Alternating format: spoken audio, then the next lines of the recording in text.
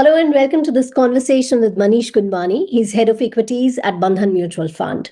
The Bandhan Small Cap Fund has been on a remarkable run, outperforming its peers over the last 1, 3, and 5 years.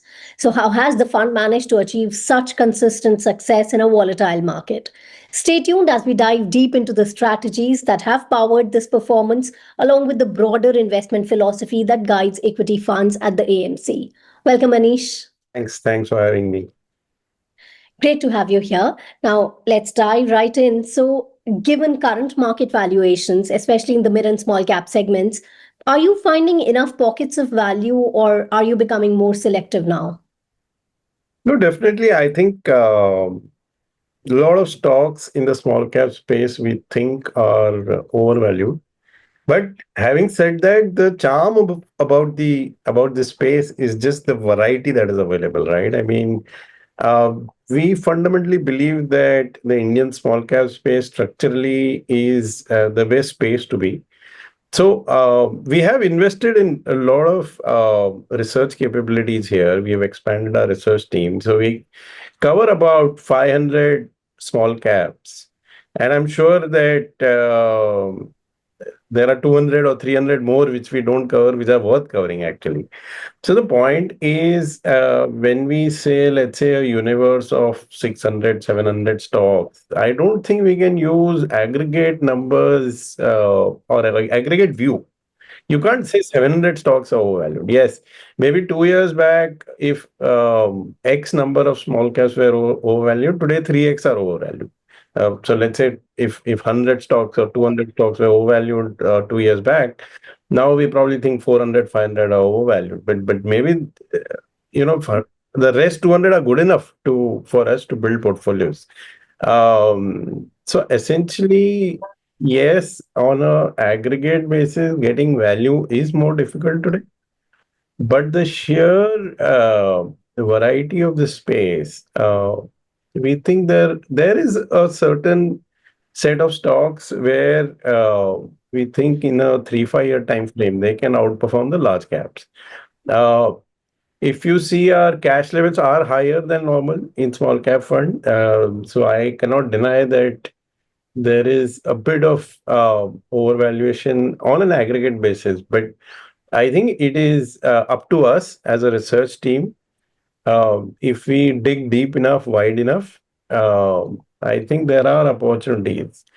So yes, I'm not necessarily saying it is a very cheap space, but I do think we are not very defensive also. What we feel is that investors who have 4-5 year kind of time horizon should still invest in small cap funds because um, we do think that the world is changing a lot. The Indian economy contours are very different and are going to remain different next 5-10 years versus the last 20 years. See, last 20-30 years are very consumption driven, high inflation economy.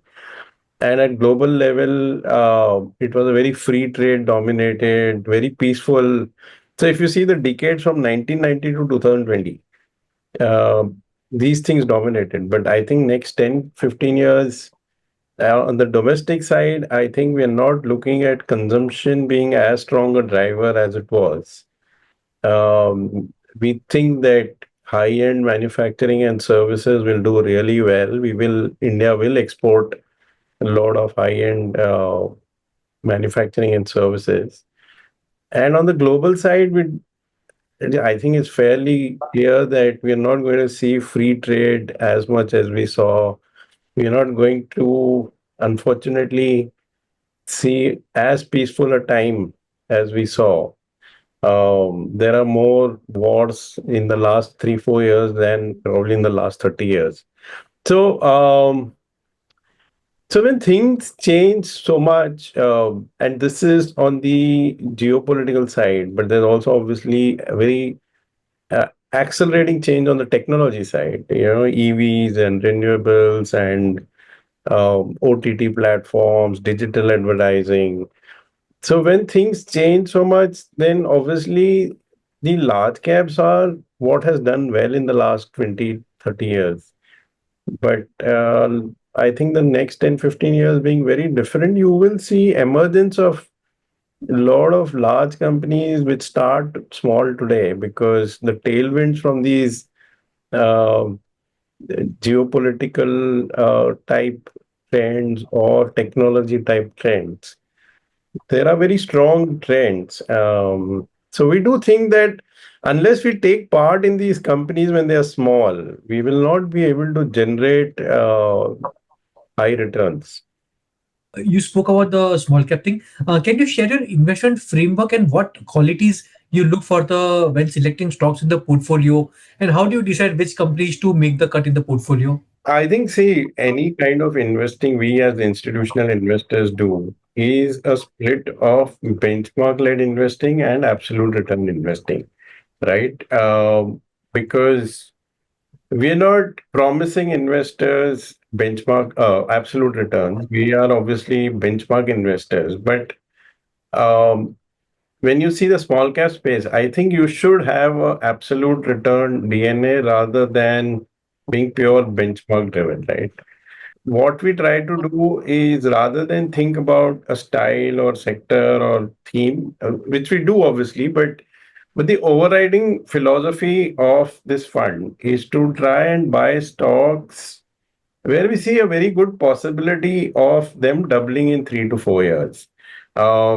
It can be of various types. It could be, let's say, a metal or a PSU bank at 0.5 time book, which we feel will go to zero point 0.8 or 1 time book in 3 years. But it could also be a very thematic technology company, a software product or internet platform which is growing at 30-40%. So we're not fixated on how this doubling in 3-4 years is likely to happen. Uh, we tend to be value conscious, so we typically struggle to buy stocks above 30-40p. But as I said, there is no hard and fast rule about this. We have owned, if you see the portfolio, many internet platforms which have been loss making also. But yes, we have, for example, struggled to buy capital good stocks at 60-70p. At this point, if you see the overweight sectors in our portfolio, those are things like lending financials, which are below book, or real estate, or textile companies, which typically tend to be, either asset based valuation or 10-15 times earning. We're not buying too much of 50-60 PE stocks. But again, as I said, PE multiple, price to book are not the hard constraints. uh, Between earning growth and cycle and re-rating of the stock, we like to think that in 3-4 years, if this stock can double with a decent probability. See, obviously, out of 10 stocks we buy, uh, maybe 5, 6, 7 will work that way. There will obviously be failures. So I'll tell you why this framework comes. Essentially, I feel, and as a team, we feel that very long term, maybe if you take 5-10 years, we think the large cap and mid cap index will return similar to nominal GDP, which is 10 to 11%. And the small cap index may do slightly better because higher growth and faster choice. So maybe the small cap index will do 13, 14 maybe. So if we buy 10 stocks with a view that they'll double in 3 to 4 years, which is roughly 18-20% kind of CAGR, and even if we miss 2, 3 of those and don't deliver what we think that they will, even if 6, 7 deliver, then we will still generate excess of 15% CAGR for the portfolio, which will beat the small cap index. Now, obviously, if we execute well, which has happened in the last 2, 3 years, touch wood, we will obviously create more alpha. But the base thought remains that try to buy stocks which double in 3 to 4 years and keep the hit rate as high as possible. We know it will not be 100%. So, like you mentioned, a lot has been happening globally. There's been wars, rising oil prices, tension between US, China. How do you see these risks affecting the Indian stock market? And Are there any specific global events that you're watching closely right now? No, there'll always be on the macro landscape things which are positive, things which are negative. We clearly are, as I said, in a world which is under flux, which is very different from pre-COVID for last 20, 30 years. Um, so one is, of course, free trade is under question. And free trade is actually very good for growth. So one view we have as a team structurally is that both global growth and India growth are not going to be very, very strong. In Mhm. fact, quite negative on global growth, not just because of trade, but more because of demographics. So if you Mhm. see the birth rates globally are coming down faster than everyone thought. And simply put, economic activity is number of hours worked into l- labor productivity. Now, if the number of hours worked itself globally is going to be limited or coming down, we can't expect the GDP growth the globe saw historically to repeat. So generally, for example, I think from 1990 to 2020, global growth was 3.5%, 4%. Uh, we think it'll probably be 2 to 3% somewhere.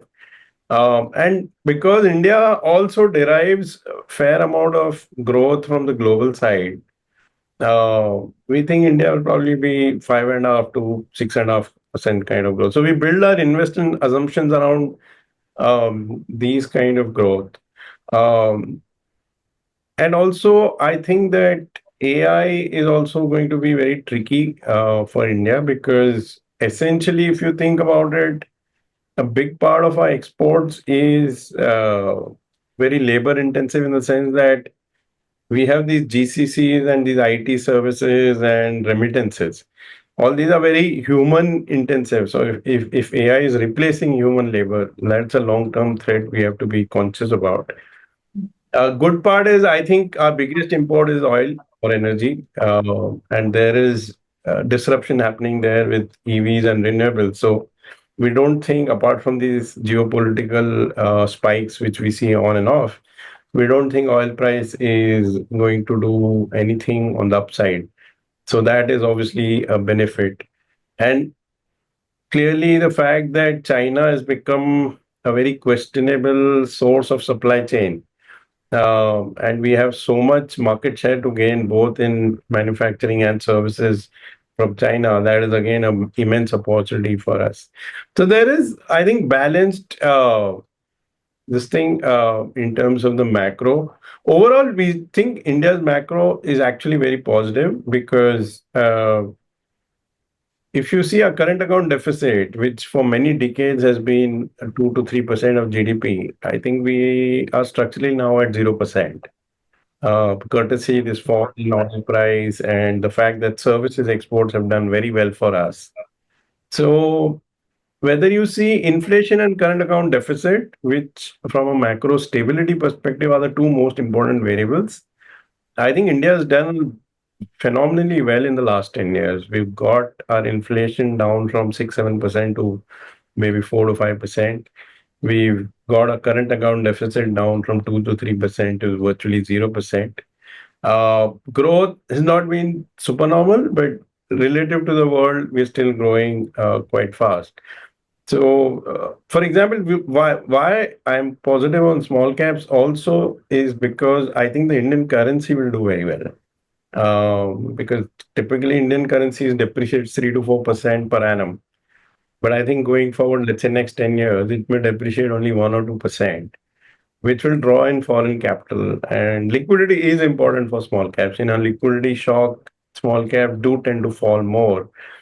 And that will happen periodically. But I think if the currency is looking strong, there will always be a lot of interest from foreign capital to come into that country. And I think India, the macro stability, the geopolitical stability will draw in a lot of foreign capital on a structural basis. Again, every year there will be some volatility, but structurally quite positive on that side. now coming to specific to the few of the fund specific questions. Sir, if you look at the Bandhan Large and Mid Cap Fund, it has delivered consistent return over the period of time with around 100 stocks in the portfolio. So just wanted to understand two things on it. Is this the broad-based stock ownership deliberate house style across equity funds? And given the high churn, the Bandhan, this fund seems to be combined of both buy and hold kind of strategy in this fund. So is it an opportunity approach to the portfolio construction?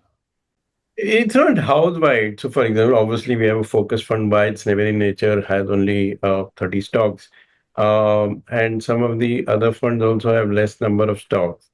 Uh, See, I think it's a function of a bit of cyclical factors and structural factors.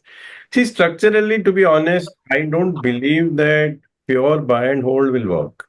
I think that pure buy and hold works broadly under two assumptions that there is a lot of pricing inefficiency. So, what you have an insight on takes 5 or 10 years to uh, play out in the market, and therefore you get a compounding story because the the insight you have gets discovered slowly. So every year there, like if you, for example, held HDFC Bank from 1995 to 2020, you obviously got huge compounding. But I think that is no longer true because the Indian markets were relatively more inefficient mid 90s and early 2000s. Now, I think the efficiency is such that if you see a story or a stock which is going to grow for next 20, 30 years, the valuation will reach 100p very fast because it's a very competitive, institutionalized kind of market, right? Uh, the other thing why I don't think buy and hold works is the globalization of information and the macro is getting priced in also very fast. Not only the bottom up, but today if US 10-year yields fall 20 babes, then IT services stocks will fall here because that is reflective of a US slowdown, right? So so there is also a lot of con trader, a lot of algo trading, which is making sure that even the macro landscape gets priced into the stocks very, very quickly. So, just to come back to your question, essentially, we don't mind being high churn if it's good for the portfolio. And if because of pricing efficiency, uh, that is going to be structural, so we'll live with it. I mean, we will live with high churn. The cyclical part is then the mid and small cap, not mid, but I think the small cap space seems more attractive given the choice that is available. And because of scalability, we don't want to concentrate too much in small cap. Like let's say the core or large and mid cap fund is roughly about 9,500 crores today. So to put 1% in one small cap, and mind you, our other funds are also growing. So the point is, we will not have typically a stock which is there only in one fund. So if I have to buy 1%, then in small cap fund also I have to buy 1%. Then we obviously that's a big number. So we don't want to run very high liquidity risk. So typically when you feel that there is value in selective small caps, and you want to deploy decent size money in that, then you will see the tail going up a lot because you will put 0.5, 0.7. You will not be able to put 2% of a big fund in a one small cap when other funds are also buying, in other funds in the house are also buying that small cap. So that is the reason why I think the tail is a bit higher. But again, if at some point we feel there is a big macro issue where small caps may suffer a big meltdown, it'll be easier to concentrate the portfolio because you tend to move into the larger stocks. But we don't see that situation. As I said, India's macro seems quite robust at this point of time. Right, moving on to the FlexiCap Fund, which has underperformed relative to peers over the past 1, 3, and 5 years. So, what changes are you considering to realign the fund strategy for better performance? So we carried out a fairly big change last Feb, and if you see, I think the 1 year performance has improved substantially. Um, what we've done is basically said that look, FlexiCap, if you see the way this category is behaved, is not actually in general been as per the name. That generally FlexiCap funds have tended to remain either large cap or higher small and mid, but they don't change. If you see, most funds either remain very large cap oriented or they remain very small and mid cap, but they've not really swung the allocation as much as they should have if the category denotes that kind of perception. So what the first thing what we did last Feb when we made these changes was that to say that rather than let human emotion rule this, we will tie it to a model which will make us a bit objective. So stock selection we are keeping at a fund manager level, research based and all that. But how much small and mid to own? We've created a model which decides how much small and mid cap. Obviously, there are limits. So, for example, I think the maximum limit we will go to is about 50%. We are far from that. Our model still is on the side of saying that continue largely with a large cap bias at this point of time. Uh, and that has helped. So last 1 year, if you see, we've been fairly disciplined on that side. Two is we also changed the fund manager. So you should, when you see the performance of this fund, you should keep that in context that the new fund manager has been there since last Feb only. And third is not directly the FlexiCap, but we do think that the investment we've made in the research team, which started in, let's say, March 2023, and slowly it has built out. We cover more stocks, we have more experience, overall experience in the team.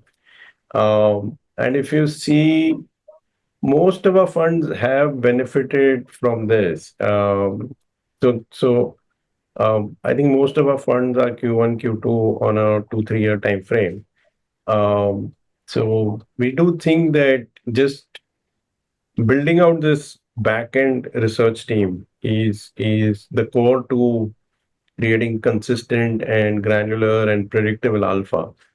And we're hoping that this improvement in performance, which we've seen for last 12, 15 months, continue so that then the 3 and 5 year track record also starts looking better.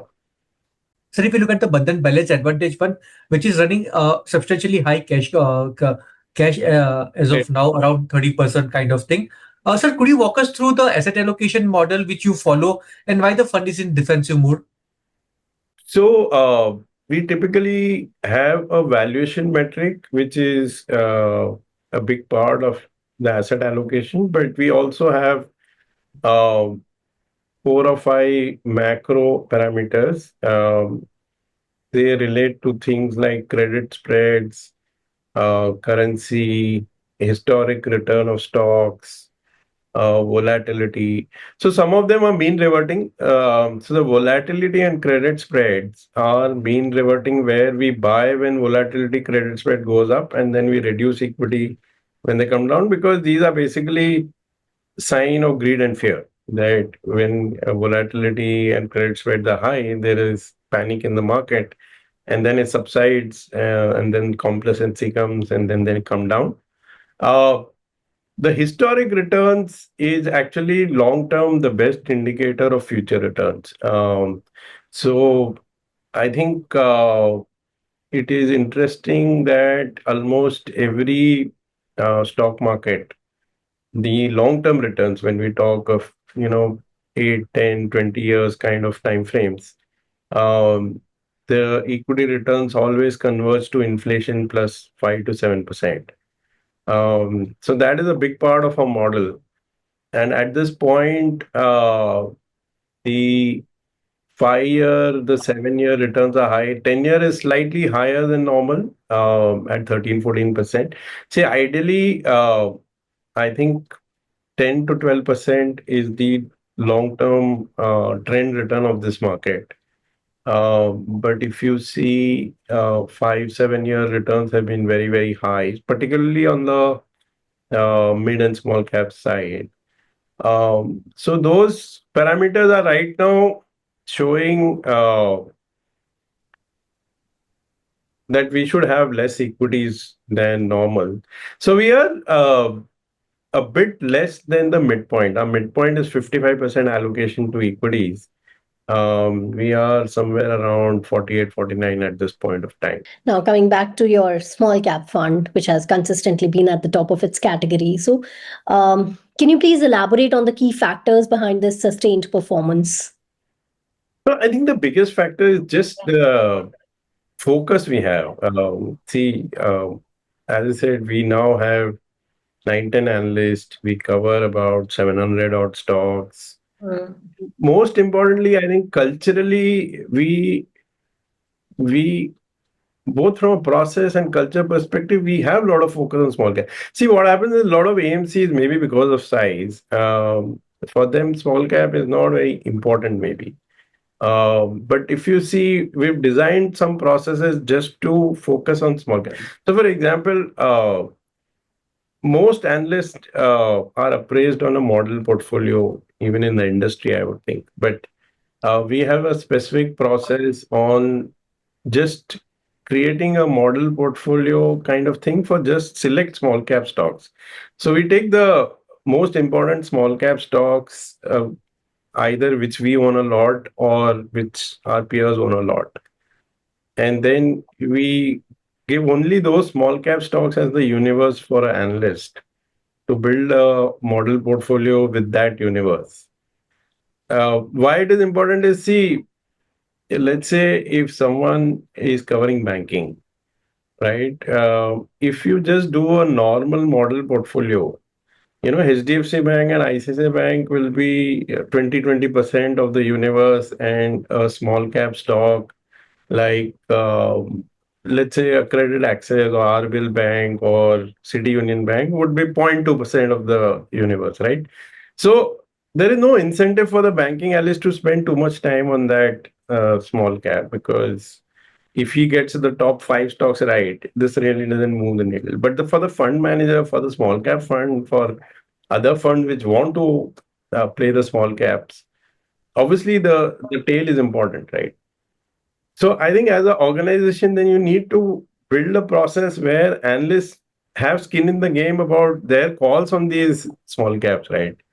So it's just a matter. I think the big thing is just to focus on it, just to build a process where analysts and fund managers are motivated to get small caps right.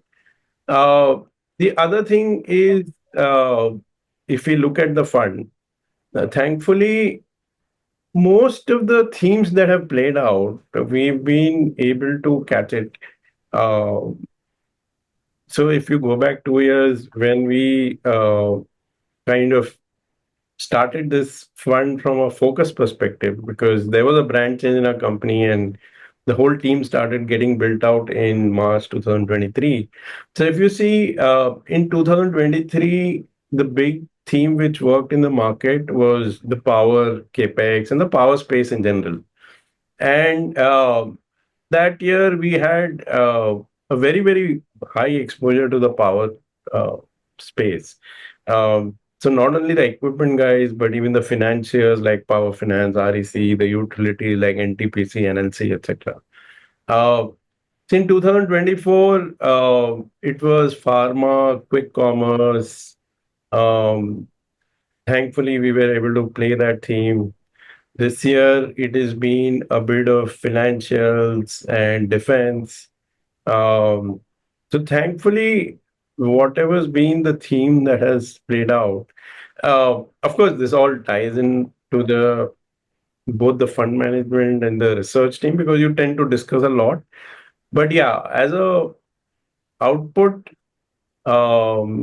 we've been able to somehow, I think our hit rate's been high on just the thematic thinking that has worked in the market. So, but if you look at the conventional investing, or particularly in the small cap thing, it's basically its ideas are curated by the fund managers, which give a strong conviction. But if you look at the portfolio of small cap fund, there are 184 stocks in the portfolio, which is among the highest in the industry. So, how do you look at it, sir? And how do you keep a track of so many businesses? Well, there are 3, 4 points I'd like to say. First of all, when you see the number of stocks, I think we should see what is the universe. So, for example, in a large cap fund, if a fund has 50 stocks, when the universe is more or less 100 stocks, then that is not seen as a very dramatic choice. But the thing is, for us, because we cover 500 odd stocks, having 150 small caps to me is a filtration of 1:3, let's say, right? So it's not a bad filtration. I mean, we're not buying 2/3 of the stocks we cover, right? So that's one perspective. The second perspective is as a house, again, our DNA is not to try and take very big macro bets. So we don't try to be skewed in terms of sectors or style too much. So while we're not very benchmark centric at stock level, but we do see that if small cap index has, let's say, 15% in financials, then we will be sometimes 8, sometimes 20, but we will not be 0 or 50. Because, see, when you take very extreme sector or style bets, essentially you are placing yourselves at the mercy of big macro developments. So, for example, today, if oil were to go to 100, then rupee will depreciate, right? And if you don't have IT or pharma exporters or whatever, then you will suffer. So, bottom up, we may not be very excited about IT or pharma at this point of time, but purely as a discipline, as a risk management philosophy. So, point is that the small cap index itself has so many segments. It has EMS, it has textiles, it has alcobev, it has uh, sugar. So we generally try not to be zero in anything because see, one is macro, two suddenly regulation may change. Defense suddenly has become something important for the government, so they try to promote it. So a lot of the stocks being high is also because we're there in every segment. We don't leave any segment broadly. Third is scalability because see, obviously liquidity is a risk in these small caps. So if I had a, let's say 500 crore closed-ended 10-year small cap fund, then even I will have only 20, 30 stocks.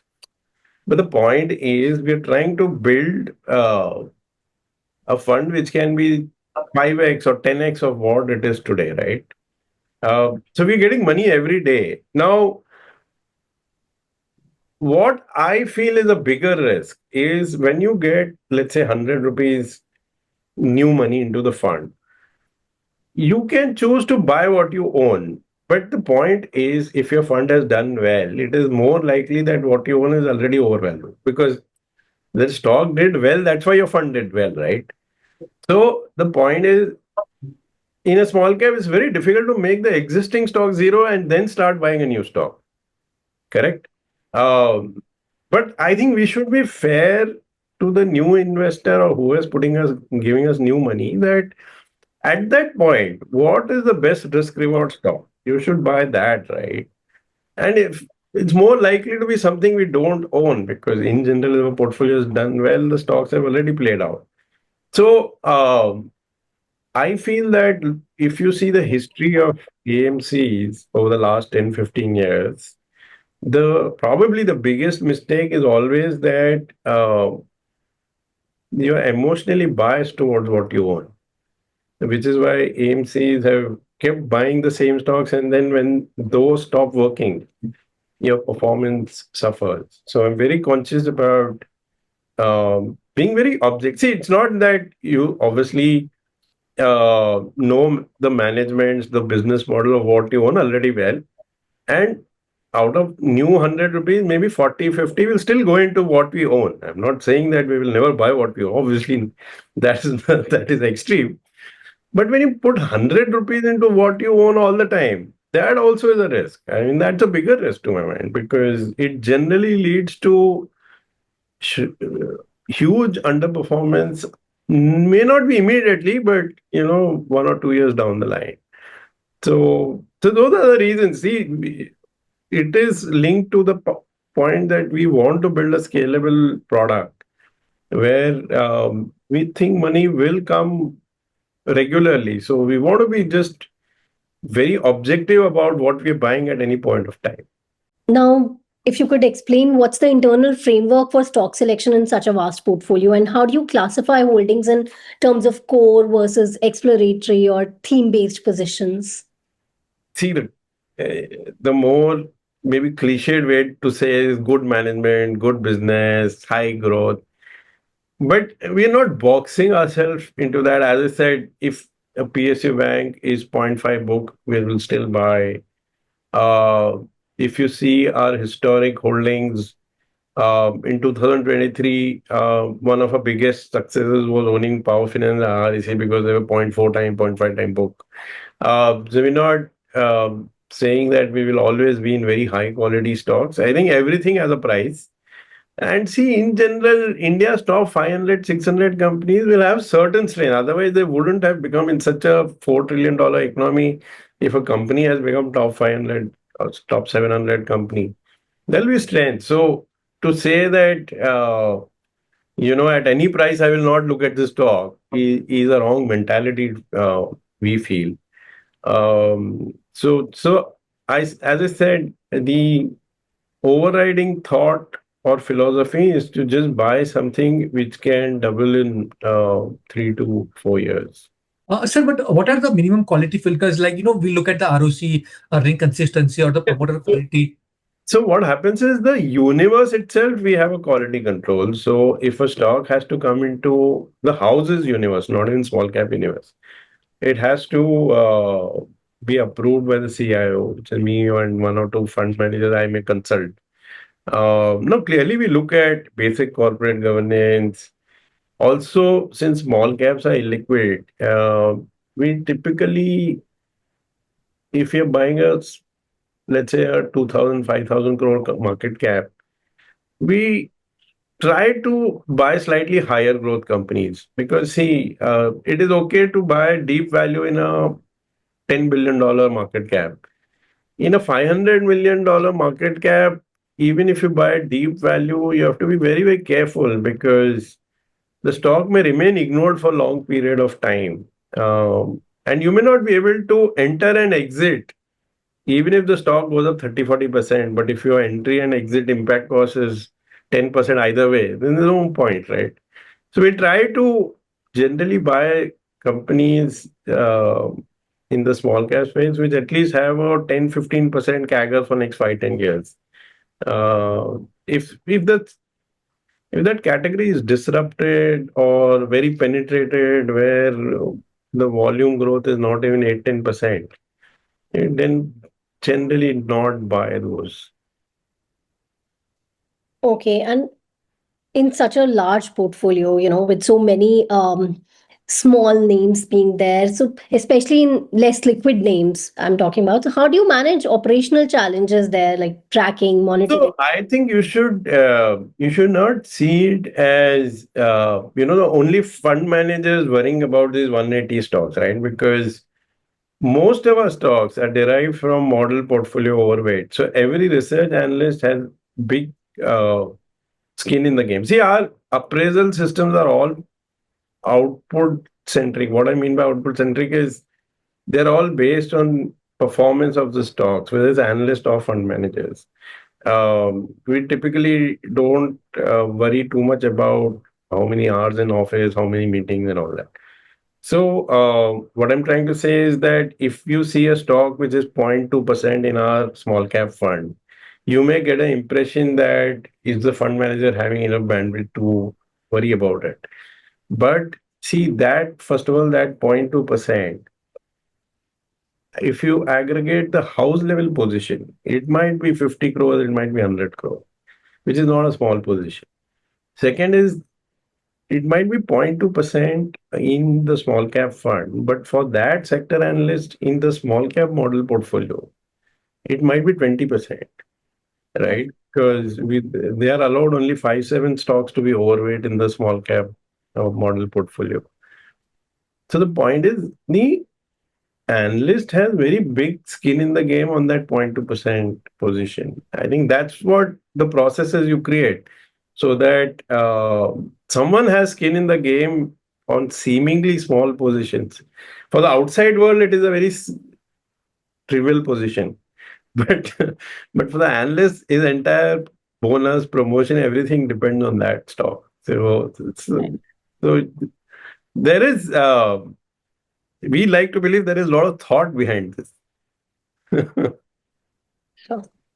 Sir, so how much of the fund performance would you attribute to the stock picking, and how much of the broad trends in the small cap segment as we have seen in the last 3 to 4 years?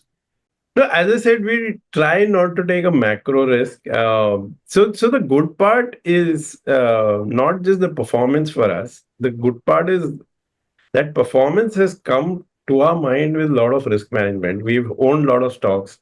See, a 30 stock portfolio has more chance of outperforming us with 150 stock, right? Because obviously, in 30 stocks, if you get 20 right, you can be a star. But the thing is, when you own just 30 stocks, you may not have microfinance, you may not have textiles, right? But we've been in every segment and still done pretty well. Which means that tomorrow, suddenly, if the sectors which work in the market change 180 degrees, a concentrated portfolio is likely to get hurt more than us. So I think it's not just the return, but also the fact that I think we've done it in a context of not taking too much of style risk. Not see, we are not very value. We're not very momentum. We're not very growth. So style also we are diversified in terms of sectors also we are fairly diversified. So if oil goes up $30, falls $30. If Fed goes up, interest rate go up, interest rate fall. Hopefully something will work in our portfolio. Okay, so right now in the small cap space, are there any particular sectors or business models, say manufacturing, chemicals, or anything that you believe is underappreciated? So I can just say what we are overweight, and obviously we see value in that. There are 3-4 pockets. We like real estate because we think that's a space which is very unorganized even today, and slowly over many years it will get organized.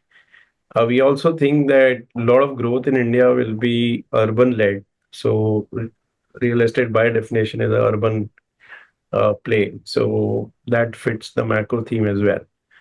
The second space we like, which is not probably very long term buy and hold, but there are a lot of these lending financials which are trading at book or below book because of various issues. Some have microfinance exposure, some have SME exposure, some have been unduly punished, we think. So we have a host of old private banks or NBFCs which are 0.8 book, 0.6 book, one time book.